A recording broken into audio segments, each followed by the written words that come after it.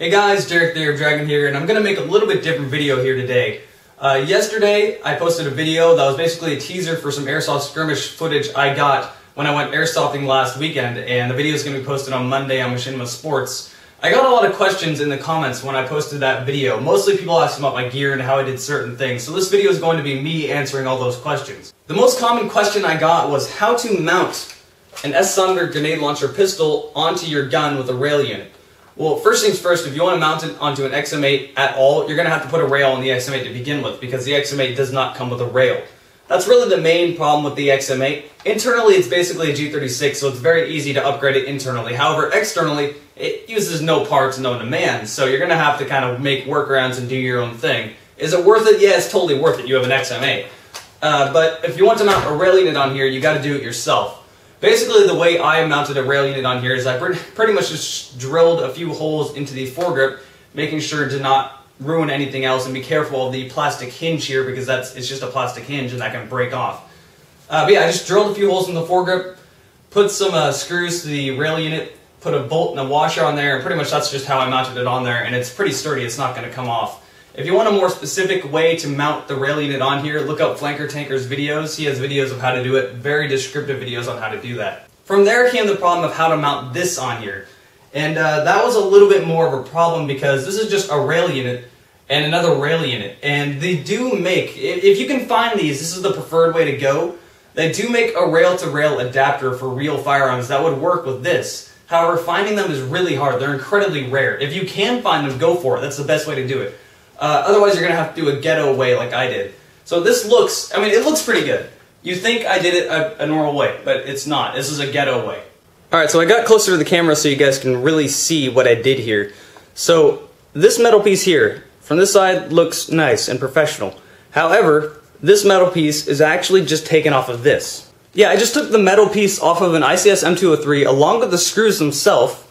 So you can see the screws going all the way between the two rail units. That's just taken off of this. That created a problem because this, the actual metal piece that's part of the M203, is what the screw is screwed into. So I needed to find a receiver.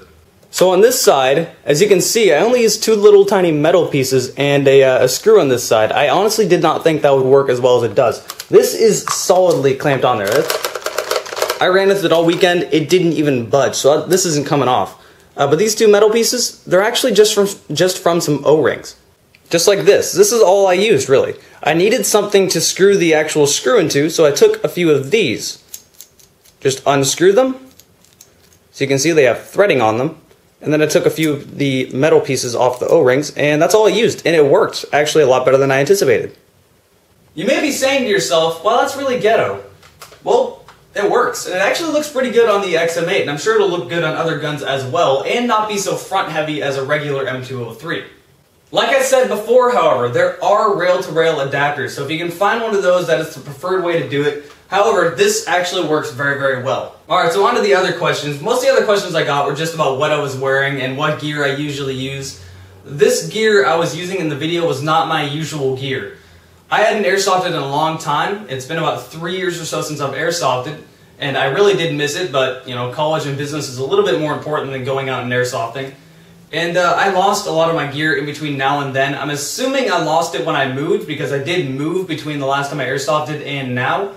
And if anyone's moved before, you know that you just never find some stuff ever again.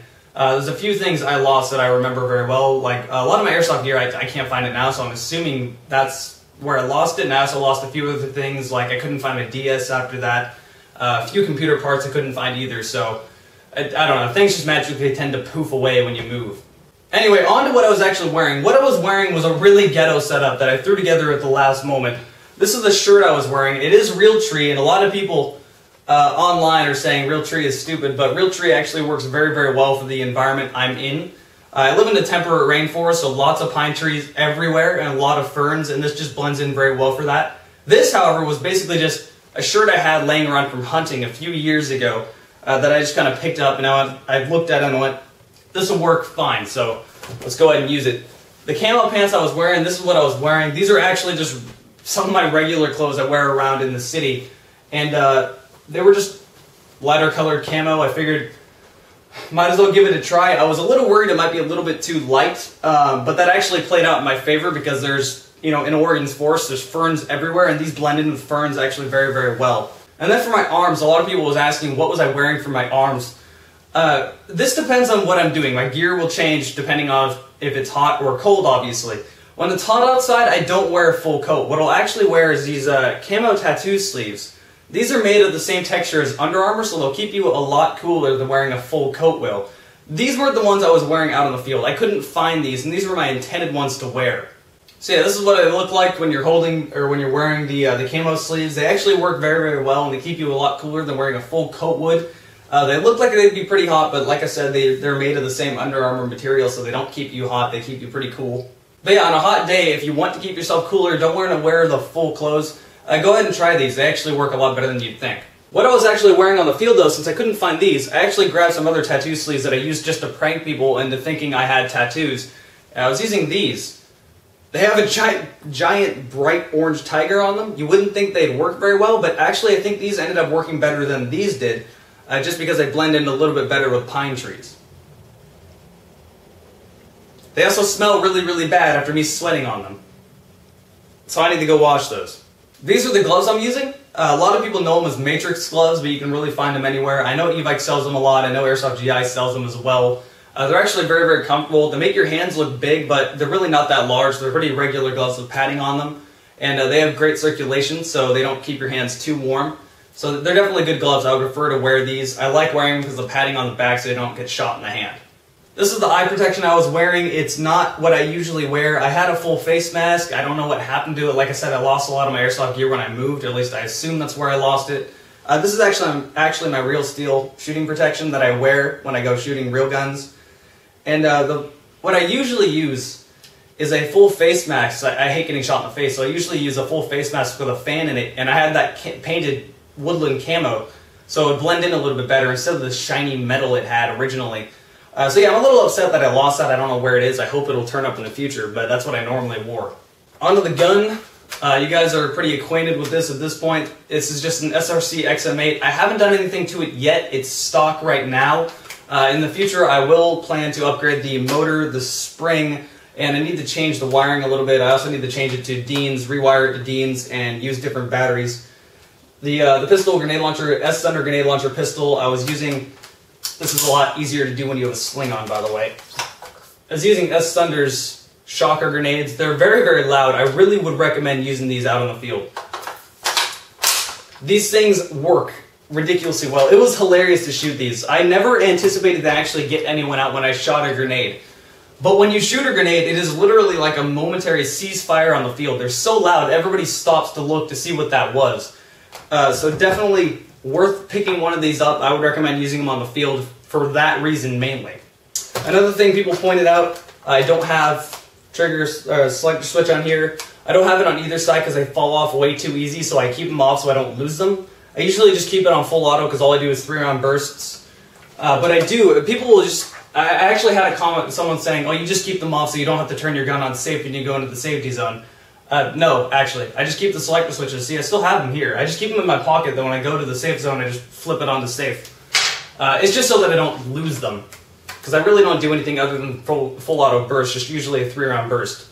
These are the mags I was using. I usually run 110 round mid caps, but this is all I had at the moment. Just 2 470 round high caps that come with the XM8. Just click together. I actually only used about 1 magazine the whole entire weekend. I really don't use a whole lot of ammo. I don't shoot unless I know at least the general direction of where they are. So I prefer to spot and shoot instead of just shoot wildly into the bushes. This is why I want to rewire to Deans, because I was forced to use just regular 9.6s, which barely fit in my XM8. This is the only XM8 I've known to be able to fit 9.6s, so that's pretty cool. But this is not what I prefer to use. I prefer to use 7.4 LiPos wired to Deans, which gives you a lot better response when you pull the trigger. This is, in the video, if you can tell, when I pull the trigger, it has such a delay. That was bothering me all weekend. So I need to get my gun rewired to Deans. People are asking me what flash hider this is. This is actually an Echo 1 tracer unit. Funny thing about this is that the tracer unit doesn't actually work with my XM8, just because the barrel inside the XM8 is so long. As you can see when I take this off, the barrel is so long it actually blocks the sensor in here. so that it won't actually work correctly like it should, but it makes the XM8 look good, so that's why I keep it on there.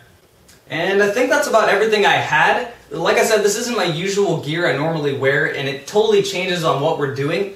The game we were at was a game held by Cascadian Airsoft Group, and it wasn't a huge official op. We had about 70, 80 people show up when we were airsofting. It was a light objective, things like capture the flag, where it would be a never-ending team shootout.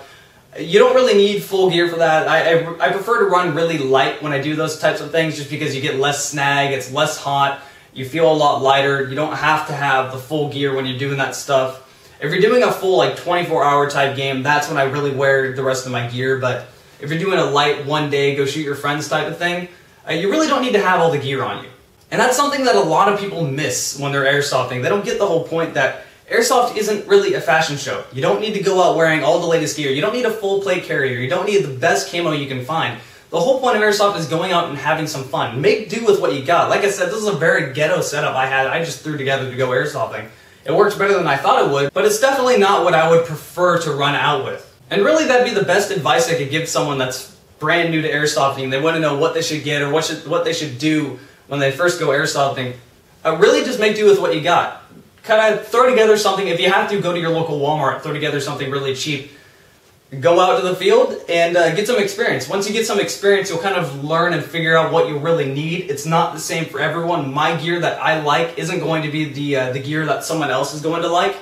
And it's personal preference, really. But the whole point of it is go out and have some fun. You don't need to be don't need to have the coolest gear out there. I mean, airsoft isn't a fashion show. It's a sport. It's a hobby. It's there to be for fun. And the last question I had, people were asking me in the local Portland area, where do we go airsofting in Oregon or the Northwest in general? Is there any fields to play at? Airsoft is actually very, very big in the Pacific Northwest. Look up Airsoft Pacific. They throw together a lot of games that you can go play at. Cascadian Airsoft Group is a local Portland airsoft team. They're looking for people to join. They're recruiting right now for people to join their team. I'll be more active over there as well. So you'll be seeing more and more of me over there. They also usually throw together something about once a month. So if you're really in the Portland area and looking for some airsoft stuff, those would be good places to look. That should be the last question I had. I don't think I had any more, and I'll see all you guys next video.